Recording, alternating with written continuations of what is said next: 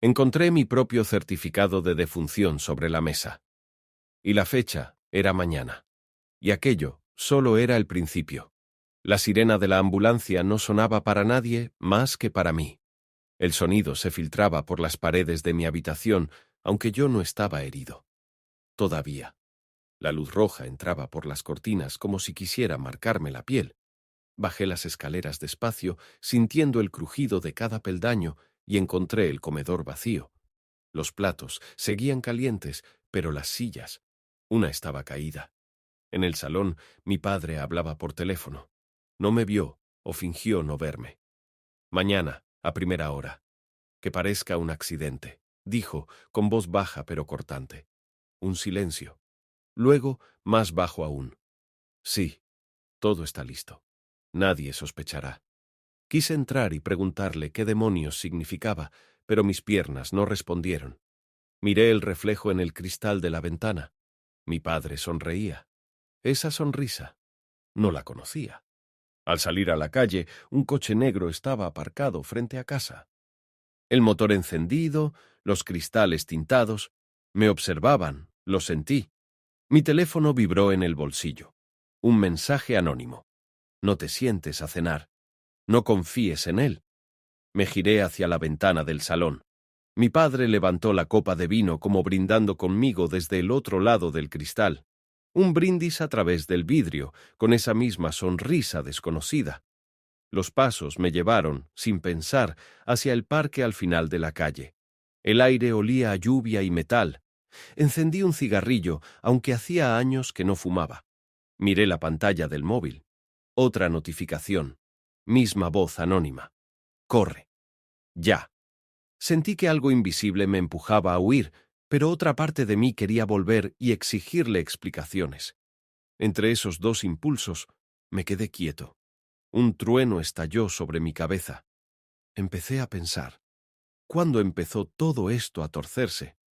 La lluvia me calaba hasta los huesos mientras volvía a casa, pero no podía dejar de mirar las ventanas iluminadas. Desde la acera de enfrente veía las sombras moverse en el comedor. Mi padre y mi madrastra estaban sentados frente a frente. Él gesticulaba con las manos.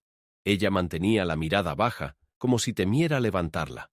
Me quedé allí, oculto detrás de un árbol, viendo cómo mi propia familia parecía hablar en un idioma que ya no entendía. Sentí el móvil vibrar otra vez. Te advertí. El remitente seguía siendo desconocido. Entré por la puerta trasera, la que da a la cocina. Todo estaba ordenado, impecable. Salvo por una carpeta gris abierta sobre la mesa. Dentro, copias de mi pasaporte, mi DNI y un documento con mi foto y un nombre que no era el mío. El sello en la esquina decía Interpol. Escuché pasos y cerré la carpeta de golpe, dejándola exactamente como estaba. Me escondí tras la nevera justo cuando mi padre entró. Su rostro estaba sereno, pero sus ojos se movían como buscando algo que faltaba. Abrió un cajón, sacó un sobre grueso y lo metió en el bolsillo interior de su chaqueta. ¿Quién era al teléfono antes? Mi voz salió antes de que pudiera detenerme. Se giró, sorprendido, pero no perdió la calma. Asuntos de negocios, hijo. Nada que debas saber. Ese nada que debas saber resonó como un portazo en mi cabeza. Antes me lo habría creído, pero ahora. Cada palabra suya sonaba ensayada. Subí a mi habitación con el corazón golpeando las costillas. En la mesa, entre mis apuntes de criminología, vi algo que no recordaba haber dejado. Un pequeño llavero USB.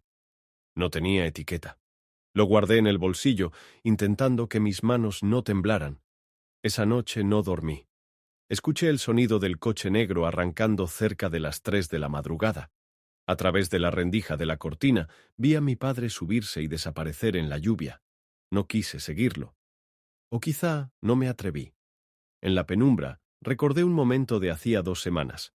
Estábamos en el salón. Él miraba un partido de fútbol y yo le pedí ayuda con un trabajo sobre tráfico ilícito de armas. Se rió, pero no de mi broma. Fue una risa seca, breve, como si supiera más de lo que yo podía imaginar. Pensé que era un simple gesto de superioridad. Ahora parecía otra cosa. Por la mañana me encontré con mi madrastra en la cocina. Llevaba un abrigo puesto, lista para salir. Si te llama alguien, contesta, dijo sin mirarme. ¿Alguien? ¿Quién? Lo sabrás cuando ocurra. Se fue sin añadir nada, y yo me quedé ahí, con la taza de café enfriándose en mis manos, sintiendo que estaba dentro de un juego cuyas reglas desconocía. Lo único que tenía claro era que todo lo que creía saber sobre mi familia empezaba a resquebrajarse. No fui a la universidad aquel día. Me quedé en casa, encerrado en mi habitación, con el llavero USB sobre la mesa, como si fuera una granada. No tenía idea de lo que contenía, pero algo en mi instinto me decía que no debía conectarlo a mi ordenador personal. Recordé a Sergio, un compañero de clase obsesionado con la ciberseguridad. Le escribí un mensaje simple. ¿Puedes mirar algo, en persona? Importante. Me respondió de inmediato. Tráelo a la cafetería de la estación, en 1 hora. Cuando llegué, Sergio estaba sentado con su portátil, auriculares colgando del cuello. Le pasé el USB sin decir palabra. Él me miró con una ceja levantada. ¿De dónde sacaste esto? No preguntes. Solo dime si es peligroso. Eso es lo que me preocupa, dijo, mientras lo conectaba a un ordenador viejo que usaba para pruebas. Durante los siguientes minutos, su rostro cambió de la curiosidad a la tensión. Tío, esto no es solo peligroso. Es ilegal de cojones. Hay contratos de venta de armas, rutas marítimas, nombres en clave. Y todo está firmado con tu identidad. Sentí un vacío en el estómago. ¿Firmado cómo? Tu nombre, tu número de documento, hasta tu firma digital. Si esto sale a la luz, tú eres el que va a prisión. Miré alrededor. 2 tipos trajeados entraban en la cafetería. No parecían buscar café. Cierra eso. Ahora. Sergio me lanzó el USB y lo guardé en el bolsillo. Salimos por la puerta trasera, entre cajas de cartón y olor a grasa. En la calle, Sergio me agarró del brazo. Sea lo que sea, no vuelvas a casa. No puedo simplemente desaparecer. Pues ve pensando en qué prefieres, tu libertad o tu padre. Sus palabras me golpearon más que la lluvia fina que empezaba a caer. Decidí probar algo. Volví a casa a pie, pero antes de entrar me escondí frente al edificio y observé. A los 10 minutos vi a mi padre salir con el mismo sobre que había guardado la noche anterior. Subió a un coche distinto, esta vez gris, y se marchó. Lo seguí a distancia, tomando fotos con el móvil cada vez que se detenía en un semáforo. Me llevó hasta un almacén en las afueras. La fachada era anodina, con un cartel que decía «Importaciones marítimas». Vi entrar a 3 hombres cargando cajas pesadas. Uno de ellos tenía tatuajes que reconocí de mis clases, símbolos de una red criminal del este de Europa. Me quedé allí hasta que un camión cerró la vista. Cuando volvió a despejarse, mi padre ya no estaba. Esa noche, mientras fingía estudiar en mi habitación, escuché que alguien subía las escaleras. Golpearon la puerta. «Hijo, ¿puedo pasar?» Era su voz, tranquila. «Claro». Entró con una copa de vino en la mano. «Últimamente te noto distante. ¿Pasa algo? ¿Exámenes?» «Y cosas». Me sonrió, pero no era una sonrisa de padre, sino de hombre que mide cada palabra. «Ya sabes que siempre puedes confiar en mí», quise decirle, «incluso si se trata de armas y pasaportes falsos». Pero en vez de eso, respondí, «Lo sé». Cuando salió, me quedé con la sensación de haber jugado una partida de ajedrez sin mover una sola pieza. A medianoche, tomé una decisión. Fui al piso de Sergio. Le pedí que copiara todo el contenido del USB a varios discos cifrados y guardara uno lejos de aquí. Luego, con otro en el bolsillo, busqué en mis contactos un número que casi nunca usaba, el de Elena, una amiga de mi madre que trabajaba como abogada penalista.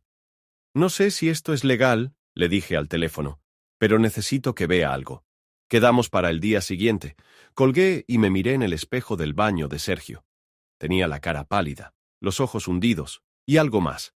Una determinación que antes no estaba ahí. Ya no era el hijo que buscaba explicaciones. Empezaba a convertirme en alguien que busca pruebas. Cuando salí a la calle, vi de nuevo el coche negro, el mismo de aquella primera noche. El motor encendido. Esta vez no aparté la mirada. Caminé hacia él. despacio. El cristal se bajó apenas unos centímetros. Una voz masculina dijo: «Te estás metiendo donde no debes». No respondí. Solo tomé una foto de la matrícula con el móvil y seguí andando. Por primera vez, no sentí miedo. Sentí que tenía algo que ellos temían perder. La reunión con Elena fue en su despacho del centro, un lugar demasiado luminoso para el tipo de conversación que íbamos a tener. Le entregué el disco cifrado y mientras lo conectaba a su portátil, pude ver cómo sus dedos se tensaban sobre el teclado. «¿De dónde has sacado todo esto?», preguntó sin levantar la vista. «Digamos que lo encontré». «En casa». «Esto no es cualquier cosa», murmuró. «Aquí hay operaciones de alto nivel. Si esto es cierto, la persona que está detrás controla rutas enteras de comercio ilegal de armas. Esa persona es mi padre». Se quedó en silencio, observándome como si intentara medir hasta dónde estaba dispuesto a llegar. «Voy a contactar a alguien de confianza», dijo finalmente. «Pero necesito que entiendas que, en cuanto des este paso, no hay vuelta atrás». Salí del despacho con esa frase clavada en la cabeza. No hay vuelta atrás. Esa noche, al llegar a casa, todo estaba extrañamente silencioso.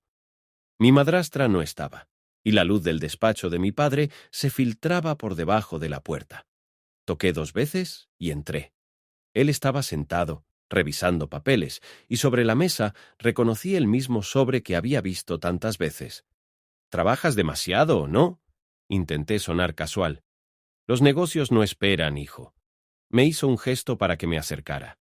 Abrió el sobre y sacó varias fotografías, mi rostro en diferentes lugares, saliendo de la universidad, caminando por la calle, hablando con Sergio.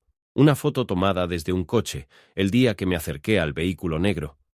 «Has estado muy activo últimamente. ¿Puedo saber por qué?». Su voz era calmada, pero la tensión estaba en el aire, espesa como humo. «No sabía que me vigilabas.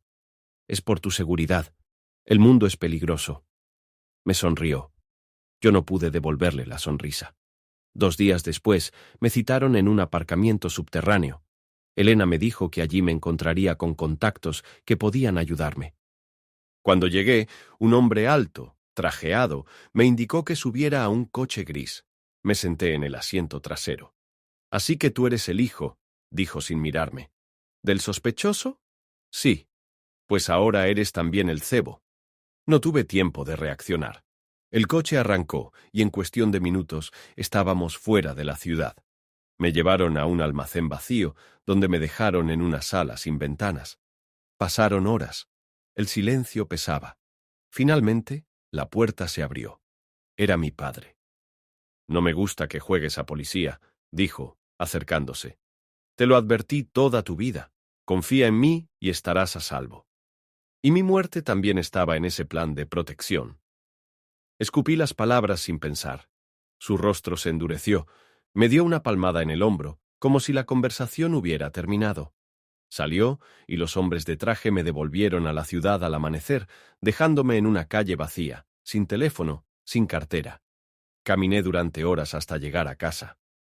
El salón estaba destrozado, muebles volcados, papeles por el suelo, la televisión rota. En medio de la alfombra, el llavero USB partido en 2. Me senté entre los restos, sintiendo que todo se me escapaba. Las pruebas, el control, incluso la posibilidad de demostrar que no era culpable. Imaginé a la policía entrando por la puerta, esposándome, y mi padre observando desde lejos, intacto.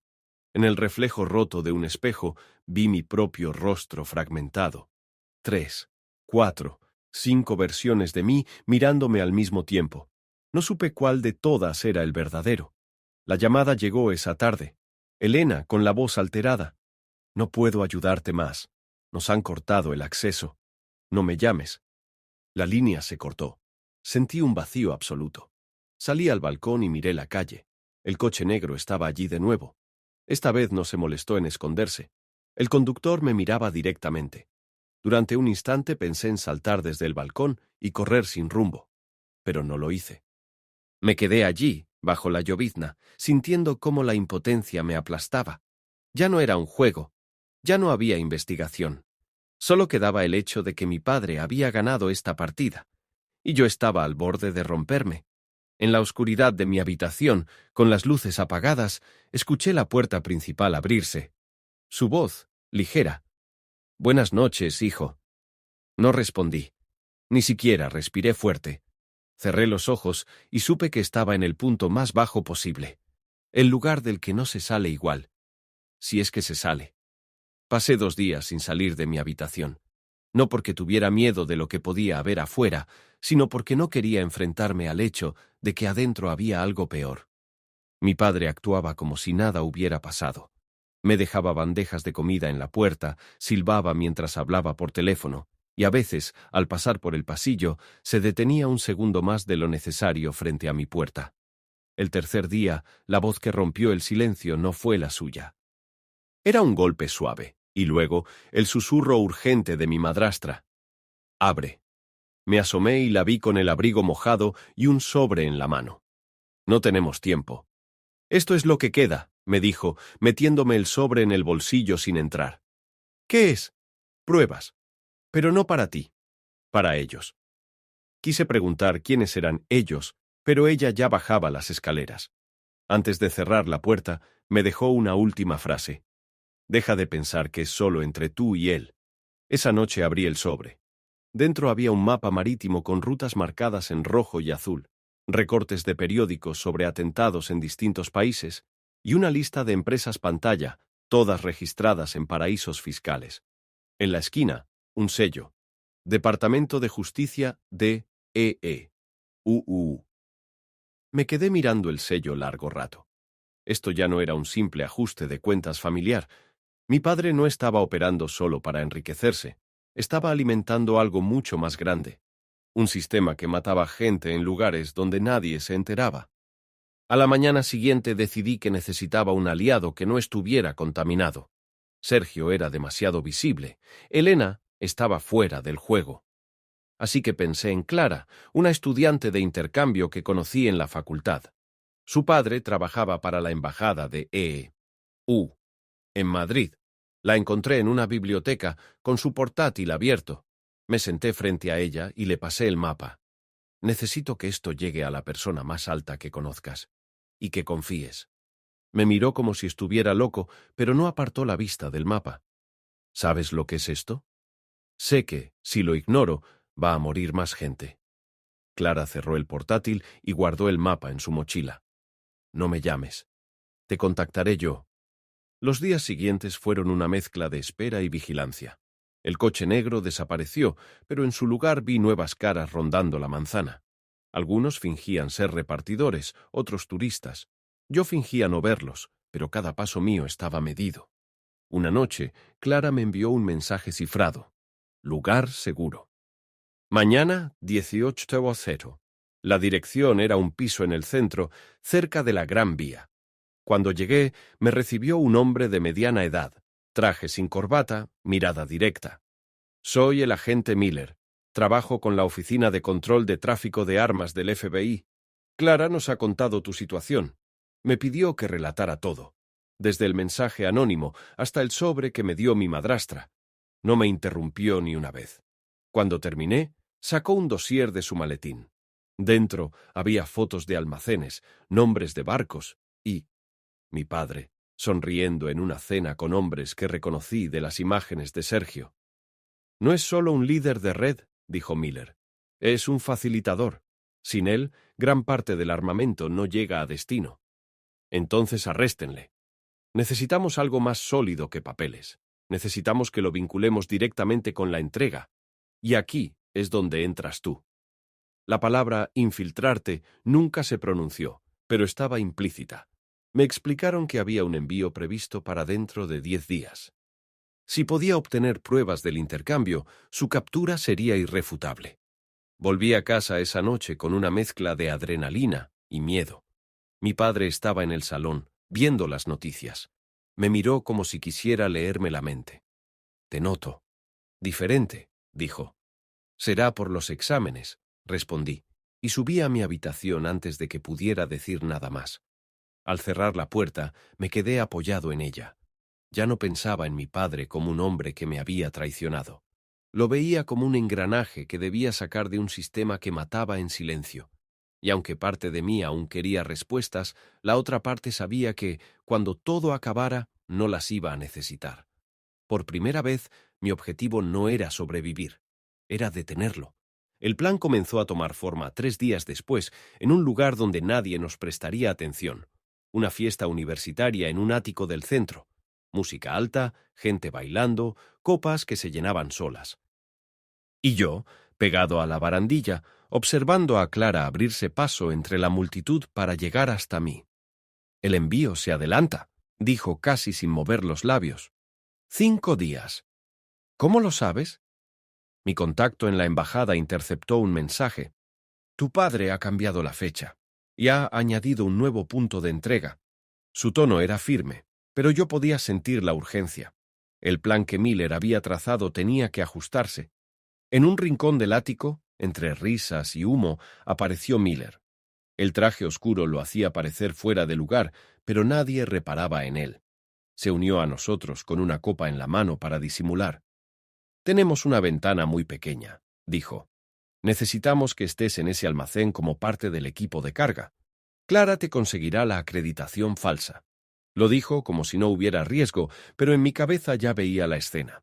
Hombres armados, miradas frías, y yo en medio, con una cámara oculta intentando no temblar. 2 días después estábamos en un café discreto, revisando los detalles. Miller desplegó sobre la mesa un plano del almacén. «Entrada principal, 2 salidas traseras. El intercambio se hará en esta zona», señaló con un bolígrafo. «Necesitamos vídeo y audio claros, nada de movimientos bruscos». Clara me pasó una tarjeta de acceso plastificada con mi foto. «Eres parte del equipo de mantenimiento. Tu trabajo es revisar las cámaras del almacén. Pero en realidad vas a instalar las nuestras». Asentí, aunque por dentro mi estómago se contraía. El hecho de que mi padre pudiera reconocerme en cualquier momento era un riesgo que nadie más llevaba encima. La tarde antes de la operación, volví a casa para mantener la fachada. Encontré a mi padre en el comedor, cenando solo. «¿No te quedas?», preguntó al verme pasar. «Tengo trabajo en la universidad». «Trabajas demasiado, hijo. No vaya a ser que te pase algo». Esa última frase no era preocupación, era un recordatorio. Lo miré a los ojos un segundo más de lo necesario antes de subir a mi cuarto. El día llegó.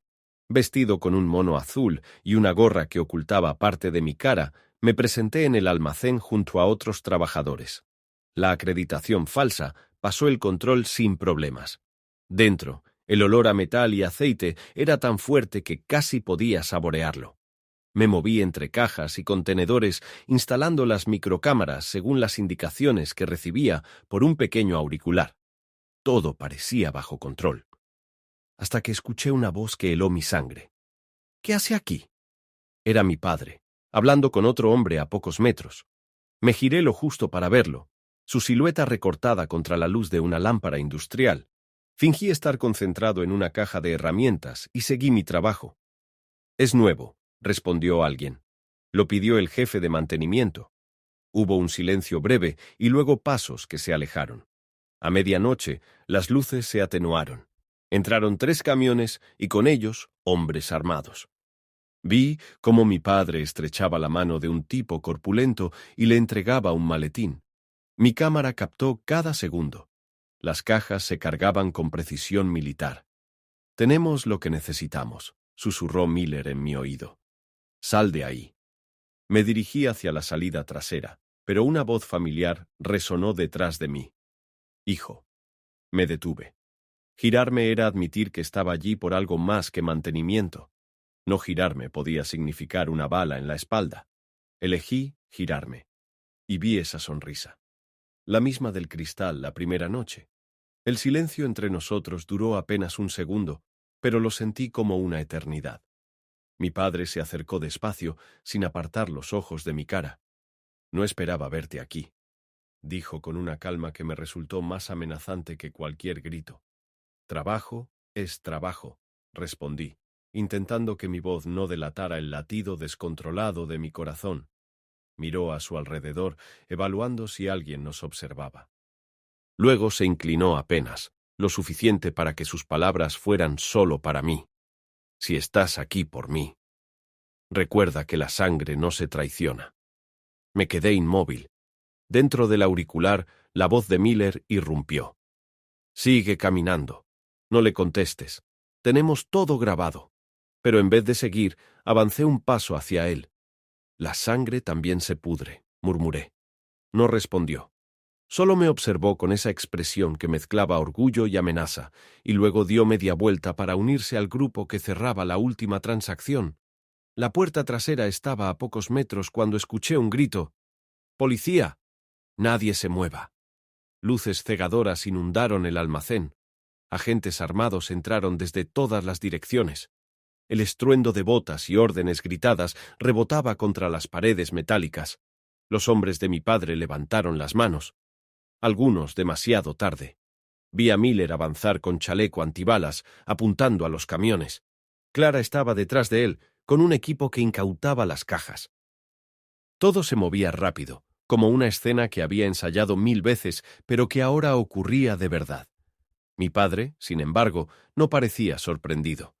Levantó las manos lentamente, con una media sonrisa, y dijo en voz alta: «Soy un empresario.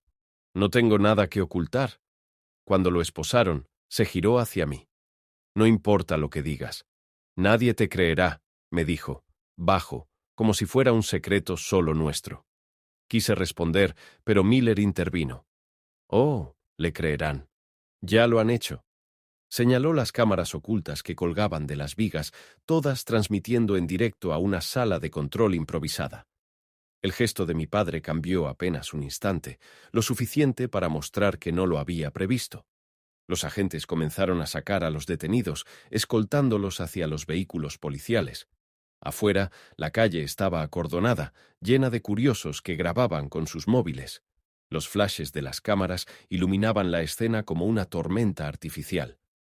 En medio del bullicio, mientras lo conducían hacia el furgón, mi padre levantó la cabeza y buscó mi mirada. La encontró. Y allí, en mitad de la multitud, me regaló una última sonrisa. No era de derrota, ni de victoria. Era una promesa. «Esto no termina aquí», articuló sin voz. Cuando todo terminó, Miller me apartó de la multitud y me llevó a un callejón lateral. «Buen trabajo. Has hecho más de lo que cualquiera esperaba». «¿Y ahora?» «¿Qué?»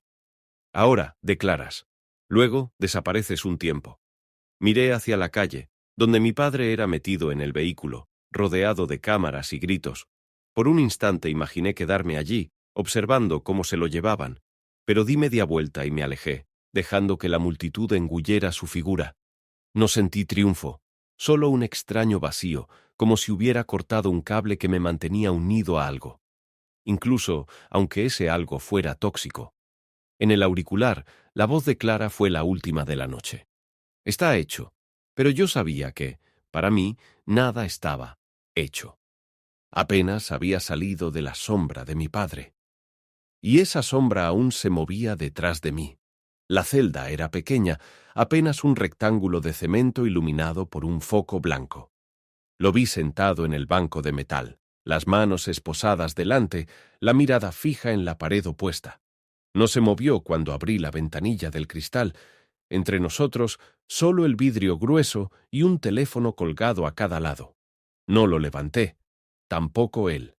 Nos quedamos mirándonos, como si las palabras fueran un idioma que ya no compartíamos. Detrás de mí, un guardia golpeó la puerta para avisar que el tiempo se acababa. No me giré. Mi padre inclinó apenas la cabeza, lo suficiente para que la luz le dibujara sombras en el rostro. En su boca, una línea recta. Ni sonrisa, ni amenaza. Nada. Me levanté, dejé el auricular en su sitio sin haberlo usado y caminé hacia la salida. En el pasillo, el eco de mis pasos sonaba más fuerte que cualquier recuerdo. Afuera, el aire frío me golpeó la cara. Encendí un cigarrillo y lo sostuve entre los dedos sin fumarlo. La cárcel quedó detrás, y por primera vez no sentí que algo me seguía.